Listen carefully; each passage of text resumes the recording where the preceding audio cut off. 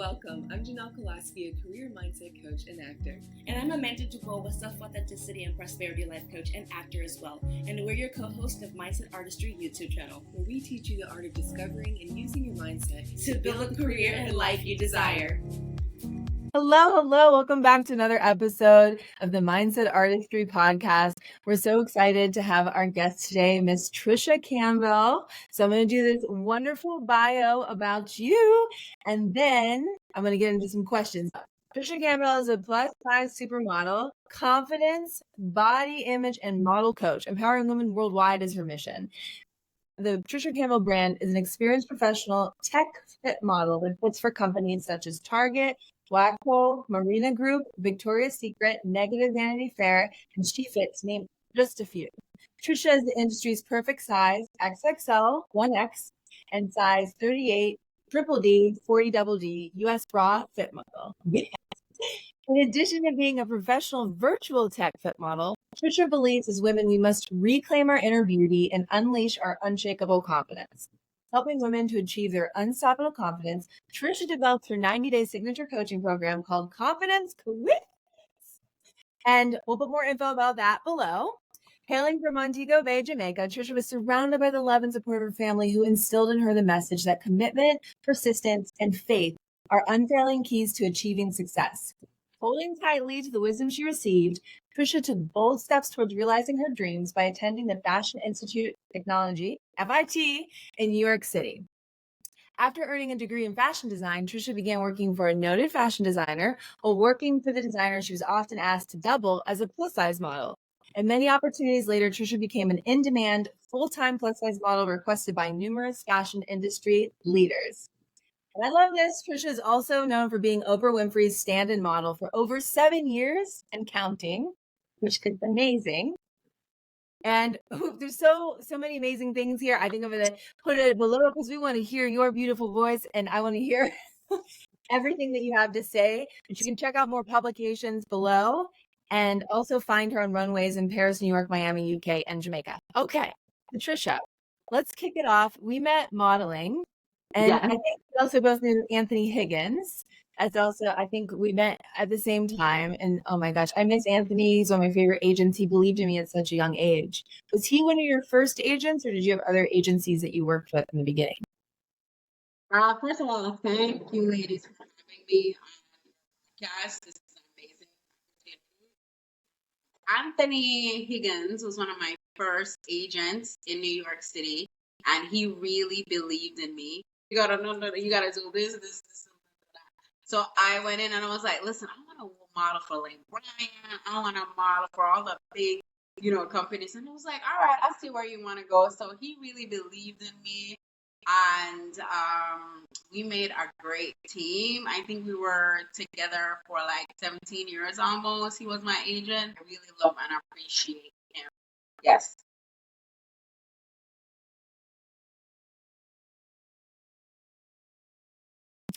Amazing. I just love your and just like your brightness. So tell me, how has your uniqueness and your personality fed your career in all the ways that it has up until this particular moment? Oh, so my personality. So I'm again to being Jamaican. We grew up in the sun, by the beach, and just loving people on a whole, and knowing that, you're one of a kind, you're amazing. Nobody's two handprints are the same. So from a young age, my mom taught me that.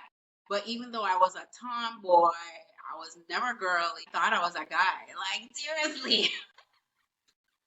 So that was a whole other thing to itself until my mother sent me to finishing school.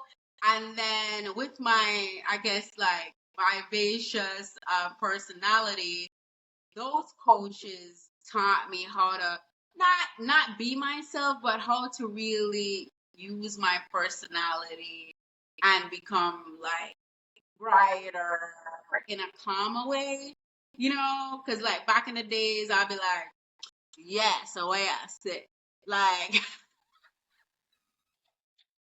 Love that. I love it. Yeah. I'm still a tomboy, and I'm still trying to figure it out. Hopefully one day I do. So Jill and Anthony helped me so much. It's so amazing. Like a similar thing where they were like, "Girl, get your nails done." Like, what is going on? I'm like, nails. I've never had a manicure. I hadn't.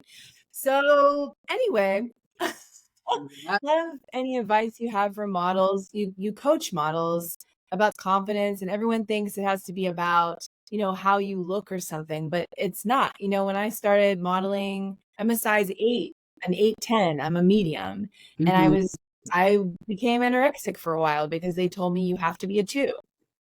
I didn't know about production fit, and then they were like, go up in size, and I was like, it doesn't matter what size a person is as long as it's healthy for them.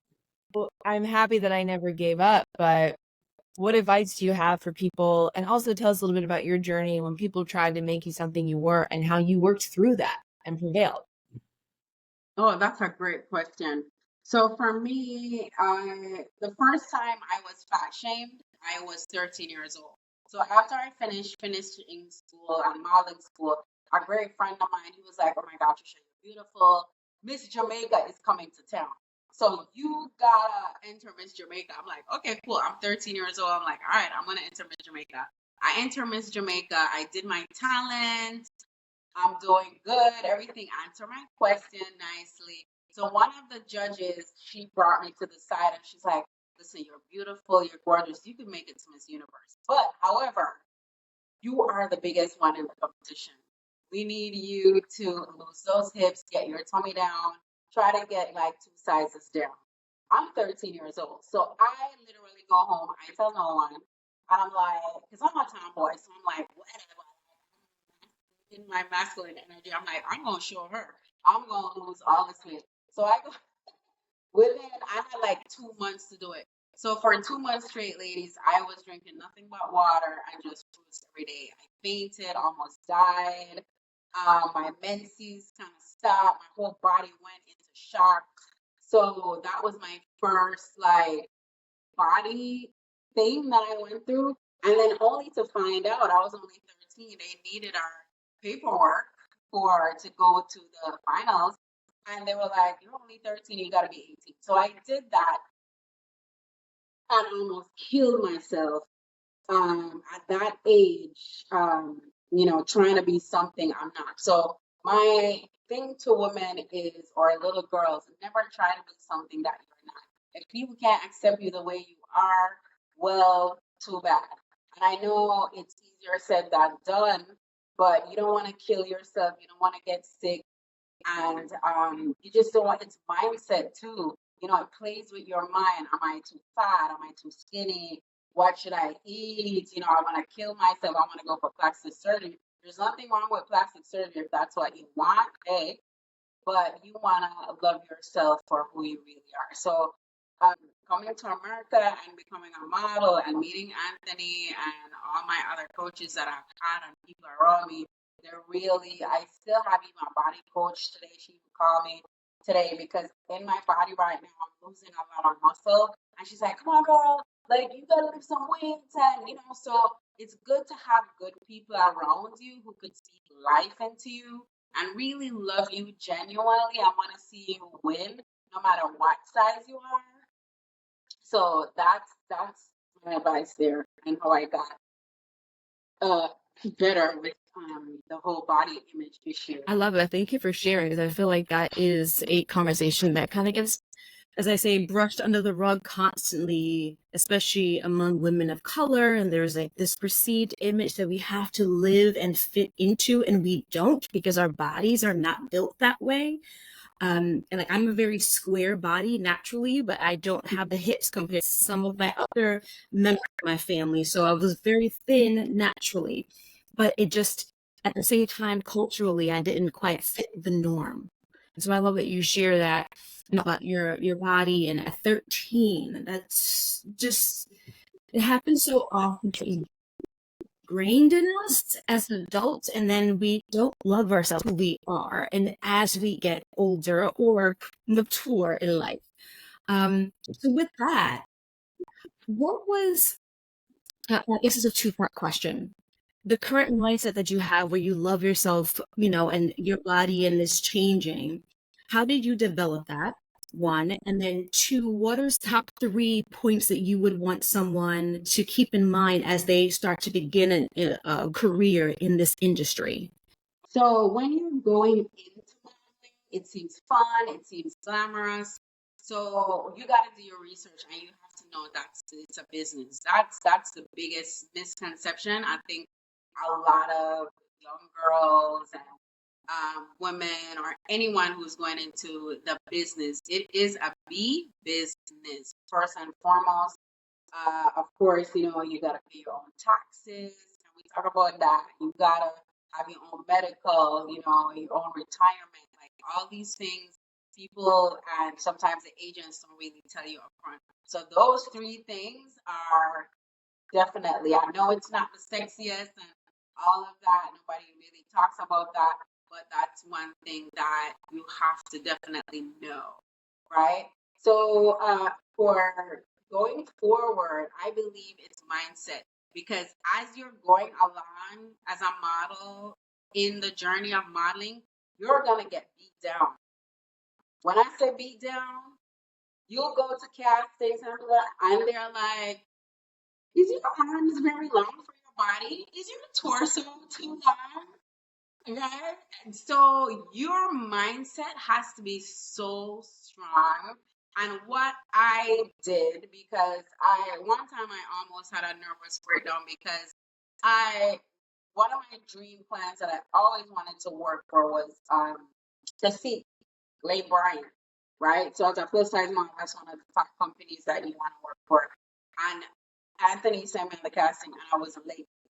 And as a Jamaican again, we're known to being late, so I have to work on my time. That's another thing that I have to say to models of upcoming or actors. I have to always be on time, right? So the mindset now, after I went through all of that, when the casting directors left, everybody was gone, I literally had a nervous breakdown, because I was coming all the way from Midtown all the way down to the village. Janelle, you know how it is. Traffic, it was raining, and I got there. I was like, oh my God, I'm finally here. I got my book in my hand, everything, doors closed, they're all gone. So try your best to be on time, right? So at that time, I didn't know how to handle all this pressure, all of that. And for me, when I turned my life over to God, that's when I was able to change my mindset and know that, Tricia, listen, what is for you is for you. No matter what happens, you're wonderfully, beautifully made. No one, nothing, no time, no anything. Because once God says yes, it's yes. Maybe that was just not an alignment for you. I know it sounds like an excuse now because I was late, but back then, having a nervous breakdown, I literally did not know how to manage what happened to me. So I went into a tailspin. It was summer, it was hot. My heart was pumping, my blood was boiling. I was like, now with coaching that I have had from different coaches, I know I have my spiritual mom too. She always teaching me, take deep breaths, say your little prayer in your head, calm yourself down. So as a model, influencer, or actor, you always have to know how to just take those deep breaths. It's gonna be okay, and go with that. Yes, I love all of this. You're definitely speaking my language. And it's so wild, this story you shared about when you were 13, because it's like, Trish and I are so much alike as well. Like I went to, they had conventions where I'm from in Pennsylvania, because there's no fashion there. And so I went, and they were like, you'd be perfect, but you have to be these measurements. And I was just like, oh, okay. Because then I was like more of a size like 10. I was 16. So I was like, I could do that. And I kind of pieced together all this dieting in my mind that I had been taught. You know, my mom was like, oh, the protein shouldn't be bigger than your fist. She said that at some point. You know, she wasn't telling me. I literally pieced things together. Oh, and then like just vegetables. Lunch, I just had a protein bar. Breakfast was oatmeal, no sugar. And I got on a bike every day in like that wrestling bag, you know, like the plastic bags, and neoprene shorts and everything. And I did it. I mean, I went from a size because I was a junior size, right? Like 10, 11 to a size 5 in 2 months. and my hair started falling out. And then, yeah, I got there and they measured me and I was so proud of myself and I worked so hard and I was so excited.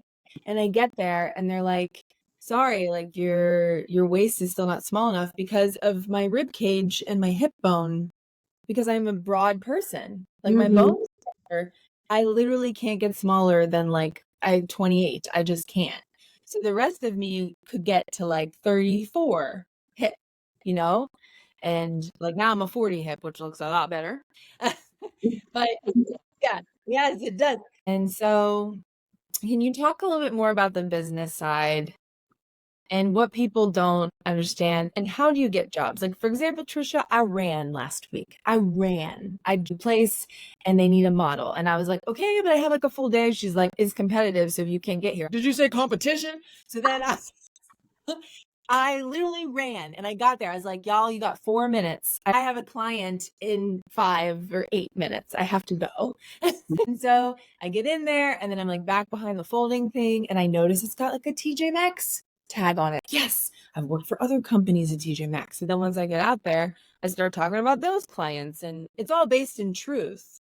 But other models were like, I didn't even think to do that, or I didn't run, or I was late. I don't know where I picked it up, maybe desperation. But I would love to have for people your business tips beyond balancing a ledger. So being a model, like a professional model, we do nothing else but model for 20 years I'm going on right now. Thank you, Jesus. First and foremost, you have to want it. You have to be, oh, no matter how high your career is, how low or whatever, it has to come from your soul. It has to come from your heart. I always tell people that modeling, you can't choose modeling. Modeling chooses you. And sometimes you all know there's highs, there's lows, there's super highs, and there's middle ground, right? So again, for me, I try to keep in the mindset of abundance and prosperity all the time. Like you really have to focus on that. You can't focus on lack. You can't focus on, okay, where's my next client gonna come from? You have to know that once you start putting in the years, especially as a production fit model, that your reputation is known and you're giving value, right? Your value is everything, and your relationship that you have with people. Because you know, saying they called her, right? Same with me. I'm here in Florida or I'm in New York, but I mostly do my virtual fittings here. People from New York, they still call. They're like, "Oh my God, I gotta ship stuff to you. You gotta fit, all that amazing stuff." So you have to know your value and you have to know your worth. You got to know the terminologies that the designers are using, the producers, the marketing people, the producers, the casting directors. You have to know what they want. And you have to know that you are worthy. And of course, you are going to come in and bring value to what they want. You're going to get that thing done in like 2 minutes. Nobody want to be on set, especially in acting. Okay, I have done commercials and I've done music videos and stuff like that and television. And these people work so hard. Lighting people, production people, everybody works hard. But nobody want to be on set all day. They want a model or an actress to come in and be like, bang, bang, bang, bang, bang, we're done. Let's go. Right? So you want to know that you are so skillful, you're so valuable, and your energy level is so up there. Nobody don't want no diva on no set. Right? I've worked with the best of them. With what's his name? Oprah's photographer, Reuven Avendar. Like he's one of the best in the world. And this man does not speak. He doesn't really speak. So when you're on set, you gotta know what you're doing. Right? It's kind of like you gotta read the energy of the photographers and the stylists, the makeup artists, everybody that you're working with, and say, I'm here for a reason. I'm here to get the script done, to get the ad done, to get everything done. And hey, when everything comes out, you definitely know that it's a win-win situation because you did your best. I started modeling. I did like Barbizon, I did pageant when I was younger. And then I was, after high school, I did a little bit of modeling. And then I realized because my body started changing, I put on the freshman 10, 15. And I was used to being a size like 2. And then I went to almost a 6. It was like, I think my body is the way it works, 10 pounds in those places. So I had to get familiar with my body. And then I realized there was a realization that I didn't want to do modeling as much as I thought I did. And so right, and that's probably why I'm like, it also might have been the fact that because I was gaining weight, people were starting to talk about my body in a different way. And they were like, you got to lose weight. And I was like, but I love my body, even though I gained weight. I can't do much about it besides what I was doing and all the things at school and everything. And so I kind of stepped away and then I ended up finding acting. And acting was like the thing that, I had to know all the terminology. I need to be there on time. Like all the things, the energy you talked about, like understanding the business. I did that with acting. And to this day, as heavy as it may seem, I still find the fun in it. Whereas like modeling, I'll do if it's someone contacts me, if it's fun, if it's associated with acting, but if it's like how it was, I don't think necessarily I would go back to it just because I don't feel like I have a passion for it. So I commend both of you for doing that. And here's a realization is like you need to ask yourself the honest question, like you said, do you want to be in this industry? Whatever industry that may be, it's a very valid question because you're going to have to go above and beyond because it's competitive, but not in the way of like I want that job. I don't want her to get it. It's more so that, like you said, having that mindset of what is mine is going to come to me, but you got to prepare for when it comes to you. Like you said, you go on set, you need to know the terminology. You need to understand who the photographers are. So all to say is like, do the work and know that no matter what level you're in, whether you're an A-list or a top model, the work still has to be done. But with that said, I'm curious on how you've been in the industry for quite a long time. How did you go from, doing in-person production fit to now doing it virtually? Because I think that's pretty cool. I didn't know that was an actual option where they shipped you clothes and then you would do it. Because I know from Janelle, she goes in person. Is that something that another person out there, a model who's interested in doing that instead of going in person, or maybe they live abroad and they live in a different city but still want to be able to do like New York fashion and things like that? Like how did you go about that, and how accessible is it for newcomers? How I started my virtual fitting, it was all because of COVID. I know so many parents have gone out to so many parents lost loved ones on COVID, but COVID really changed a lot of things, like remotely, virtually, and during that time, my soul is always closer to Jamaica and all that stuff. We were doing virtual right during COVID heavily. And I was like, I could literally do this from, I guess, anywhere in America. And I want to go somewhere where it's warm, it's tropical, it's close to home, it's close to Jamaica. And I was like, you know what? I'm just going to go for it. My clients, a lot of them came with me. I have new clients now sometimes. But you just have to tap into the knowing that what is for you is for you. Wherever it's supposed to be, it will be, right? And you cannot be opposed to the back and forth because I still go back and forth to New York, back here, New York, back here. So it's all in. And as models, actors, we love to travel. We love that freedom. We love to be all over the world if we can. So that's kind of my vibe. I just prayed for that alignment, and that's what happened. But for a new model who is why I love model coaching too, because a lot of women and kids, they feel like, okay, I am in Nebraska, I am in Nashville or somewhere where it's not a fashion capital. You could definitely do some virtual modeling. What you would have to do is get in touch with the corporate office for that makes those samples and see if you're the right size. And there's a lot of companies who are not only in New York, but they're in different states or countries that are willing to work with you virtually if you know what you're doing. So, but virtual modeling is a whole other set of training. Like you have to know the camera angles, the different they use Zoom, Teams, they use all these different apps and stuff like that. So you have to go into it again.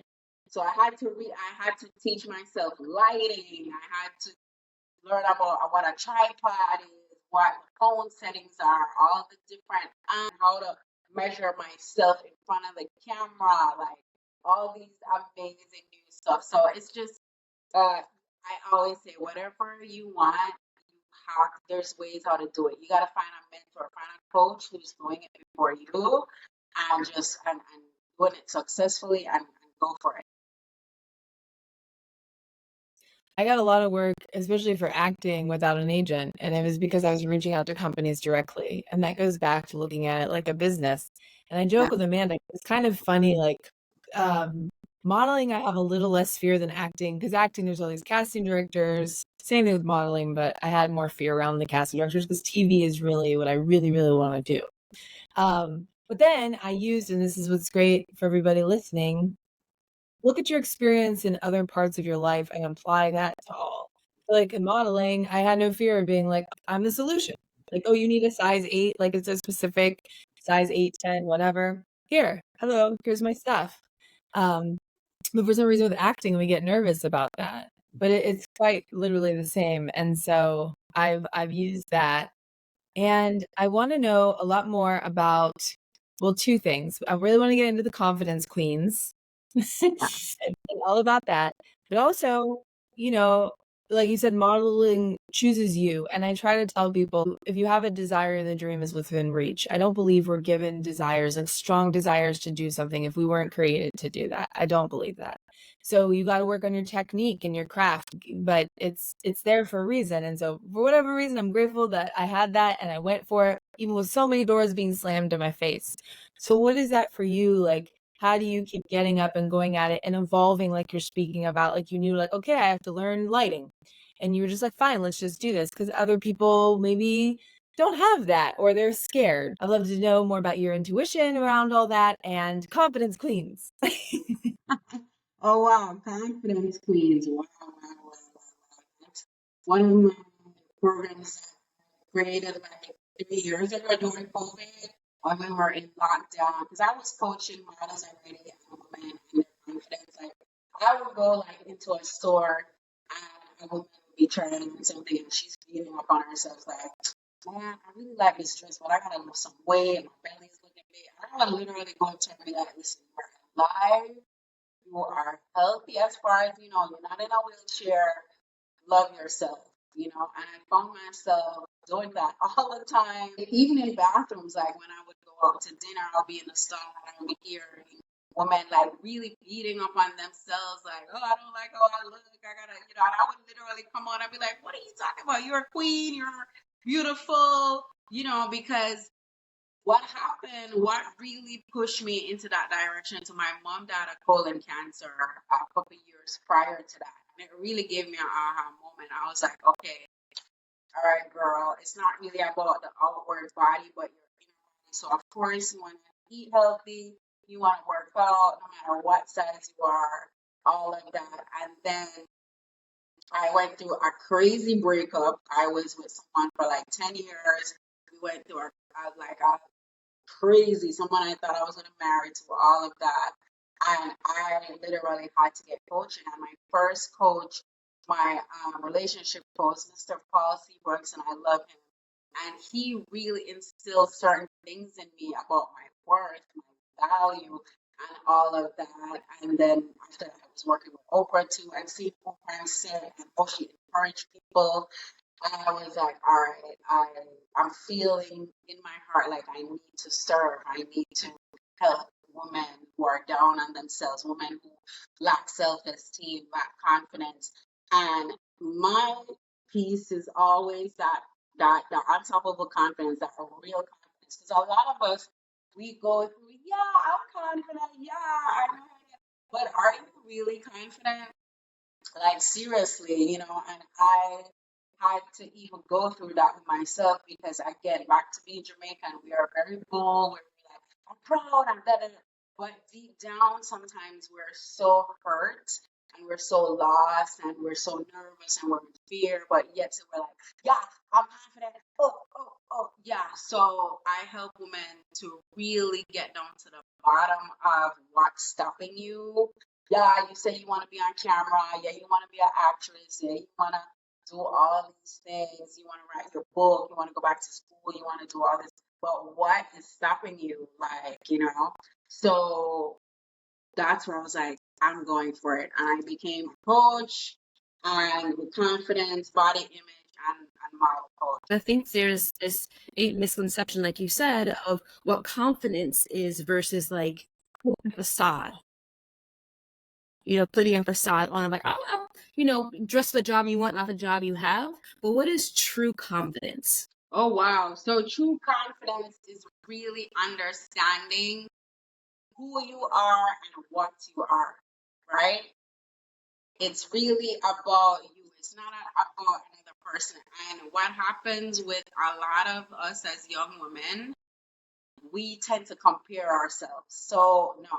So, what I always advise a lot of my clients to, first and foremost, you have to know where you're from.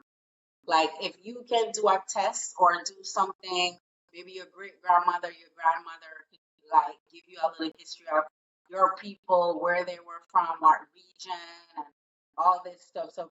So then that will instill in you, okay, yeah, I know who I am, right? Maybe they weren't the greatest people, but at least you know that, okay, I was Italian. Okay, me, grandma was from Japan or something, so then you get that power in yourself.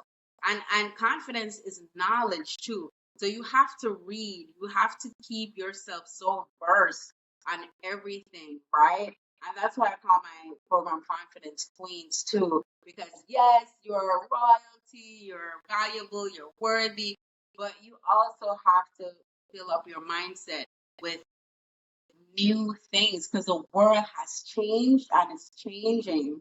So I just love that I started this program when the world was like in the verse of changing, and it's changed right now. And so many women just want to get into their feminine energy too. That's something that I work with women also on, because sometimes when we come from larger cities or we come from a family where you always see your mother where she's like, she's working all the time, like she's getting things done. Like you're like, oh, I'm independent. I don't need a man. Like all this stuff, even the way how you walk. So one of my top clients who is in my 90-day program she's a graduate. She's a politician in Jamaica, well-educated woman, well-spoken, all of this. And she came to me and she was like, Tricia, the men in the parliament, they don't really listen to me. They don't connect with me. So I had to work with her on her confidence and her femininity together, because the femininity, sometimes we're scared to be feminine because we don't want to be judged. We don't want to be sexually looked down on or anything. So I had to really work with her. And I think within like 2 weeks of being in my program, the men were like eating out of her hand. Like, whatever she presented, they were up for it. So I had to literally teach her how to walk again in her feminine energy, how to speak, how to enter a room. And sometimes I was like, oh my God, it's me coaching this woman, you know what I mean? But I also had coaching, again, with all the years of finishing school, modeling, doing other coaching too. I really love this stuff because a lot of women in the business world, they're so like, it's like, but not the hair. You could touch your hair. You're doing a presentation. It's not sexual. You're a woman, okay?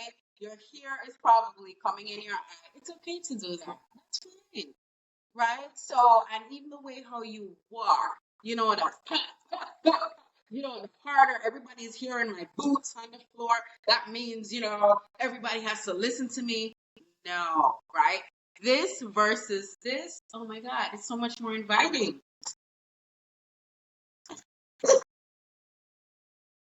I grew up also very similar to both of you, tomboy. I grew up with a bunch of boys. That's what was very normal to me. So I didn't know how to be feminine. And it wasn't until like I think again when I hit Barbizon that I actually knew what that was, and they taught me how to be feminine, walk in heels, and that was something I wanted, but just didn't know how to do. I saw it in my mom because she worked in Wall Street, and so she was always looking beautiful and had the shoes and all the things, but I never saw myself. And I was very young. I was only like 12, 13. So at that point, I shouldn't be seeing myself as a grown woman anyway. But the point is, I didn't know how to tap into that femininity because I was surrounded by boys and I felt like I had to match that. I love that where, the feminism is like we're all about equality and all these things, and we kind of lost the aspect of being a woman in a way, just living enough and finding that balance. And so I love that you're teaching that, because I worked in the corporate world and I didn't know this at the time, and I wish I did, because I would have stand my ground a lot more. I would have been able to tap into my inner voice, and that's what I coach on, is how to tap into that inner voice and navigating the corporate world, able to stand up for yourself when you have an idea. I know what it's like to have an idea, kind of like, hey, I have an idea, and then like very whisper it, and then it's like, I don't sound so confident about that. What does it contribute to our team? Even though I know it can, I just didn't know how to articulate that and feel confident in my voice because I felt judged, or didn't again know how to navigate that feminine and masculine. So I love that you share that and coach that, and how that can not only transcend into the corporate world, but also in acting and modeling, and being able to embrace that on both ends and still be able to be listened to and moving it with intent. You don't always have to be like, yeah, in your face. You can still stay back. It's cool. Less is best too. I've realized, what is something that you would want any woman, girl out there to walk with as they approach their life, whether it's acting, modeling, or a creative field, that they should own within themselves as well as to nurture within themselves? I know you talked about like caring for your body and caring for your mindset, but there's this kind of, sometimes there's just like one little thing that you really have to work on in order to fold into other things. So what would you suggest any woman out there who's going to approach a career that's creative? I would say affirmations.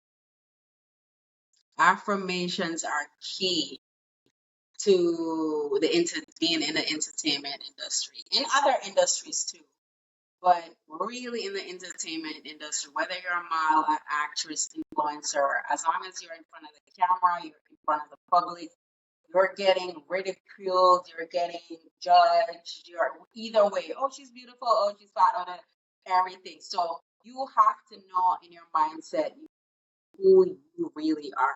So what I really do, and I help my clients to do this too, my coaching clients, is you get up in the morning. When you get up, of course, I will normally go to high five. So you give yourself a high five, like we're here, we did it. I believe in God, so I'm like, thank you, God, we're here, we did it, another day, time to be. I thank you for letting me be a conscious creator. I call myself a conscious creator because we get to create, whether we're doing I do a lot of self castings too, self tape castings. So that's a big part of my day also. So I thank God for that.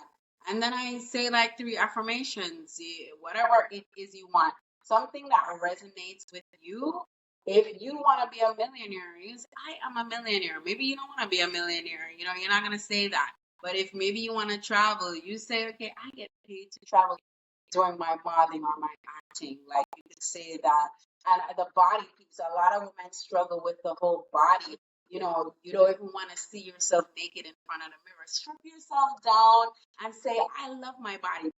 Grab your belly, grab your shoulders, grab yourself. Like say, thank you for this body, this healthy, loving body. My blood is well, my skin is well. Thank you.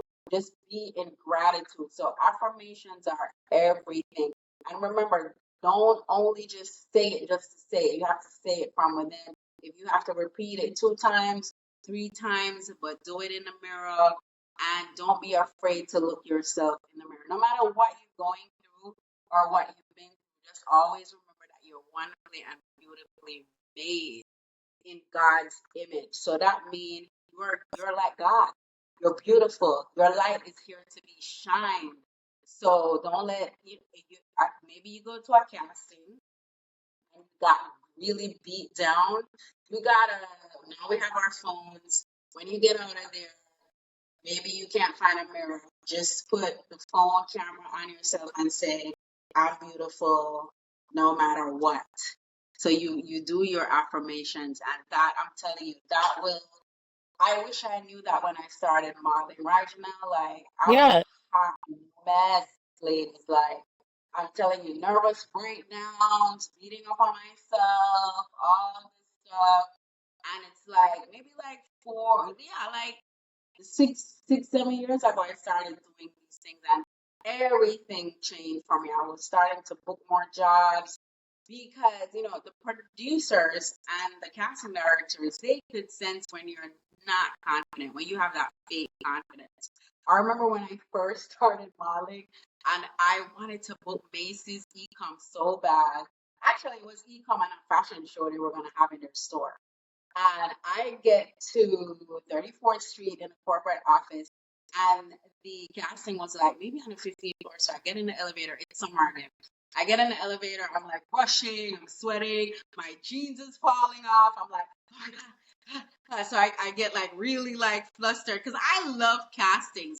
I feel like castings is like, it lets you know that you still got it and you love it, and and you get to see the other girls who your competition is and all that. So I get very excited on a casting. You would think I would get more excited on a booking. I do too, but I love casting. So I'm in the elevator and I'm like, okay.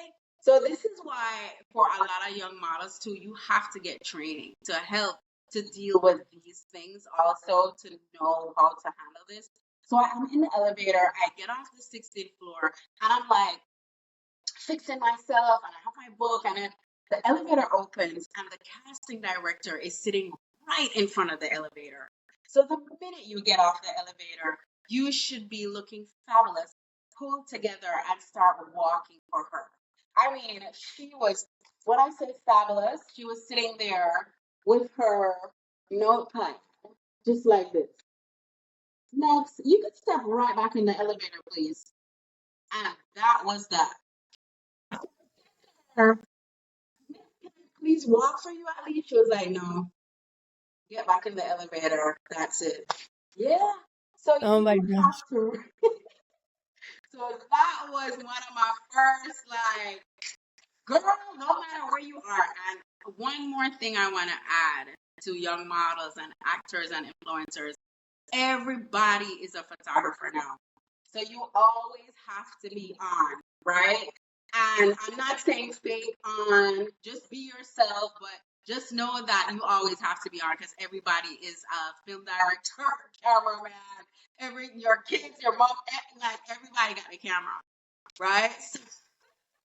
No, I agree. I one time somebody like saw me on the subway and took a picture, as like a joke. But I looked like really not so great. So I was like, oh my gosh, I and I love that. I think the most embarrassing casting story like I've ever had was like it was for a Peloton commercial, and I have done the bikes where you click in. I've done that. But my nerves were too intense. So I look like Bambi. Like it was like a concrete floor, cement floor, and they have the shoes on, and then it looks like I'm trying to skate, like I'm ice skating because I can't walk in these things. And then I get on the bike and they're all staring at you, and you're just supposed to easily click in, which I've done so many times. So my nerves got to me. I look like Bambi. It was, and anyway, I didn't book that, but I think, yeah, like when I just whether it's for acting or modeling, like still now, like before I have a photo shoot, I look up the company and their previous photos, and everybody has a style, and I practice before I get to the set or before I go to the go see. Good advice, That's the type of advice you could definitely give. That's Yeah. awesome. Yeah, it's helped me so much because it's like I kind of have this weird type of confidence where my higher self is like, yeah, and just like I do the thing, and then 2 days later I feel so embarrassed. So I don't know what it is where the confidence comes from. But oh my goodness, it's been so much fun. We have to go, but do you have any final words for our audience that you really want them to know? So thanks for having me, ladies. This was such a rad conversation. It got my blood flowing and my juices going. Yes. So my advice to anyone, whether you want to be an actress, actor, in commercials, TV, film, whatever it is, remember that you are put here for a reason. God did not put that desire in your heart for nothing. And what is for you is for you. I'm telling you. I did not know I would be Oprah Winfrey's stand-in model. And I always wanted to work with her. That desire was in my heart. So another thing that you have to do, I definitely believe in writing the vision down and making it plain, and it will come to pass. That's all I gotta say. Yes. Yes, the plan. I love it. And then and Yes. having that flow and being flexible with it, but still focused. It's be like, I don't want to make a plan. I'm a creative, and that means that I'll be like stuck to the. And it's like just make the plan, and then you can adjust as you go. But oh my gosh, Tricia, thank you so much for joining us, and we'll put the links below for everything, your Instagram and everything you do and your confidence queens. I mean, I'm gonna take the course because I have so much to learn. And vice versa, you're an actress. So if I want to get into acting too and people getting more commercials, I need to Yeah. break. We'll do it. Yeah. All right. Thank you so much, everybody, and we'll see you next time. What are your thoughts about this episode? Drop it in the comments and let us know what you want to dive into next. Subscribe, like, share, and click the link below to book a free consultation. And We'll see you next time.